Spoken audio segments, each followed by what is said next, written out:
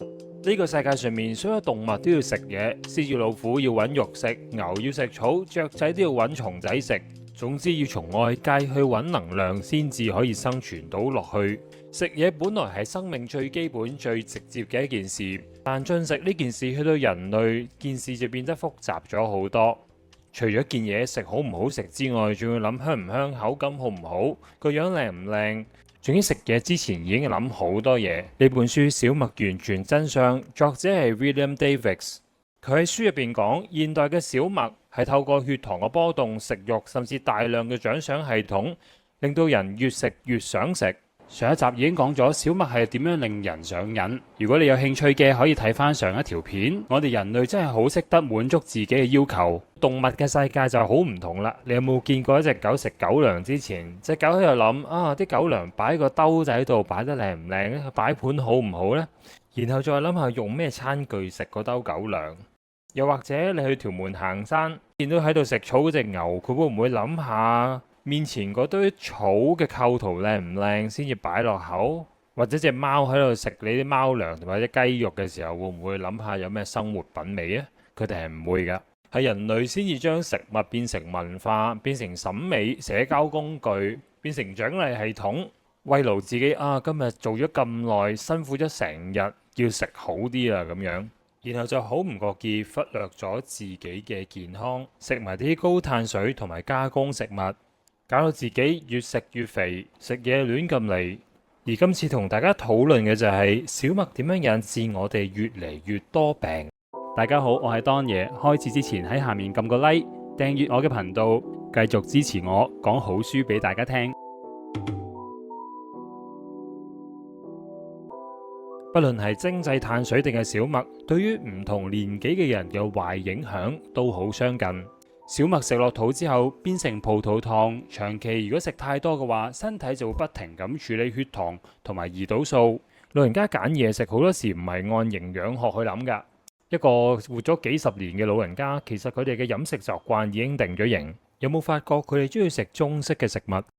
例如大時大節，後輩都會識得揀中式嘅食物同佢哋食飯，而平日又會去酒樓飲茶。中式酒樓最多就係咩嘢食呢？粥粉麵飯咯，仲有蝦餃、燒賣、粉果、腸粉呢啲都係高碳水食物。就算唔去飲茶，落樓下茶餐廳或者大家樂大快活嗰啲，食落肚嘅多數都係精製碳水。小麥產品好容易令身體老化，最明顯係因為佢屬於 A 型嘅支鏈澱粉，引發小型低密度脂蛋白粒子大量形成。話明係小型同埋低密度，我哋嘅肝臟就識別唔到佢，佢哋有機會留喺血液裏面較長嘅時間，匿埋喺啲動脈嘅內壁，然後俾發炎嘅白血球吸收，引致動脈硬化嘅斑塊迅速增長，你嘅血管就會越嚟越窄，越嚟越硬。令到你心臟嘅心肌缺氧，引致心絞痛同埋心肌梗塞。會唔會太複雜？聽唔明我講咩？等我俾個例子你聽下，就好似放工時間嘅屯門公路同埋龍翔道咁。平時呢條路已經好多車㗎啦，放工時間都勉強算係流暢。但係一個唔覺意落場大雨，車速慢就會變成好容易塞車。落雨就好似你唔覺意食咗小麥產品同埋高碳水嘅食物咁，加埋一個濕滑嘅司機同埋一個粗心大意嘅公路，然後交通意外就好容易發生，行車線會立即受阻，啲血就好似啲車咁喺條血管度行唔到，揸車嘅一直都返唔到屋企，搭巴士嘅又落唔到車。又攰又餓，搞到你冇晒心機，就好似心肌梗塞咁樣。唔係呢個心肌啊，係啲血過唔到，心臟缺氧可能會引致心肌梗塞。就好似你唔覺意食咗小麥產品同埋高碳水嘅食物咁，血管入邊就好容易形成斑塊，形成動脈硬化。另一樣就係骨質嘅密度下降，血液係需要有平衡嘅酸鹼值，而小麥消化之後會產生硫酸。呢種硫酸會影響你身體嘅酸鹼值，你嘅身體就會逼住將骨入邊嘅鈣質嚟到中和酸性。耐咗之後，你嘅骨質密度就會下降，影響埋肌肉添。另外當然仲有糖尿病嘅問題啦，不過呢方面我唔多講啦。作為一個成年人，表面上好似好有選擇，但係喺香港嘅生活入邊，好多時只係理論上有選擇。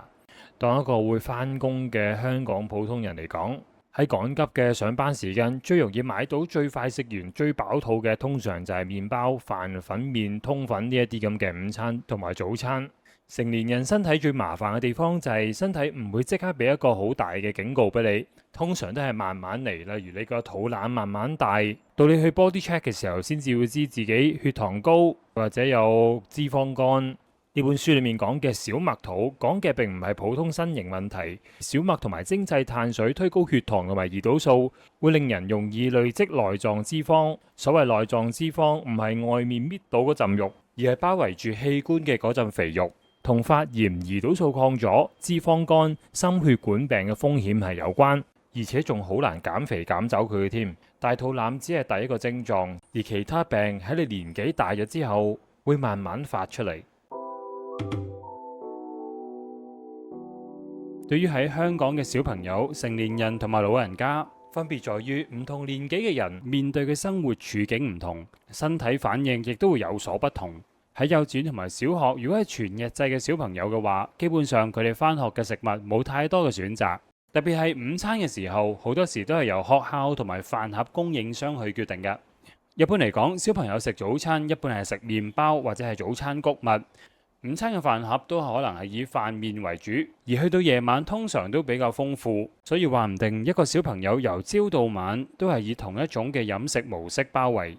作者認為現代好多被視為兒童食物嘅東西，例如嬰兒餅乾、全麥麵、早餐嘅穀物同埋加工嘅澱粉，好容易令到小朋友自小就已經進入血糖、胰島素同埋脂肪累積嘅軌道。